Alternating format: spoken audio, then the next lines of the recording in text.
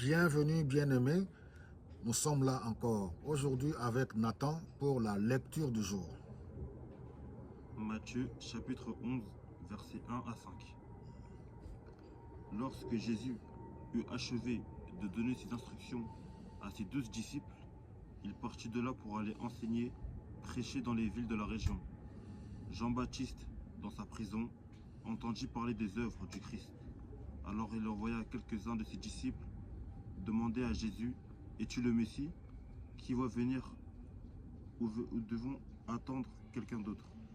Jésus leur répondit, « Allez raconter à Jean ce que vous avez entendu et voyez.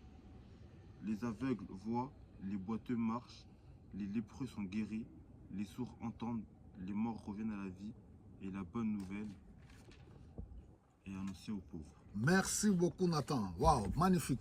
Donc, voilà, nous nous retrouvons encore une fois de plus.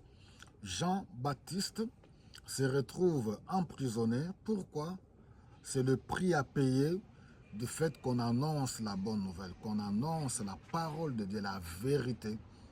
Du fait que Jean a dit à Hérode qu'il était interdit d'épouser Hérodiade, qui était la femme de ton frère Philippe.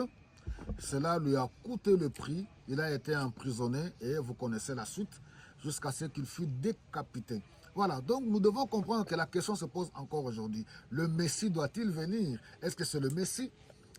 Celui qui était venu, celui ou c'est pas lui? Mais regardez la réponse du Seigneur Jésus-Christ. Quand les disciples arrivèrent, les disciples de Jean-Baptiste arrivèrent auprès de lui, il n'a pas dit, oui, voilà, le Messie, c'est moi. Non, il a dit, allez, c'est les œuvres, allez dire à Jean-Baptiste, allez lui raconter ce que vous entendez et ce que vous voyez. Alléluia. Et qu'est-ce qu'ils entendaient, ce qu'ils voyaient? Les aveugles voient, le boiteux marche. Il est venu libérer les captifs, les lépreux sont guéris, les sourds entendent, les morts reviennent à la vie. La bonne nouvelle est annoncée aux pauvres. L'Esprit du Seigneur est sur lui, il est oint pour annoncer la bonne nouvelle aux pauvres, pour libérer les captifs. Voilà, mes bien-aimés, le prix à payer.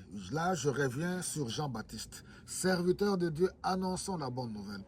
Marchons dans la droiture. Est-ce que Jean avait-il des doutes dans la prison en tant qu'être humain? Il pouvait se poser des questions.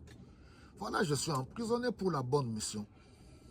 Pour ma consécration, pour la mission que Dieu m'a confiée. Voilà, je suis emprisonné. Mais est-ce que celui qui est là dehors, c'est vraiment lui qui devait venir?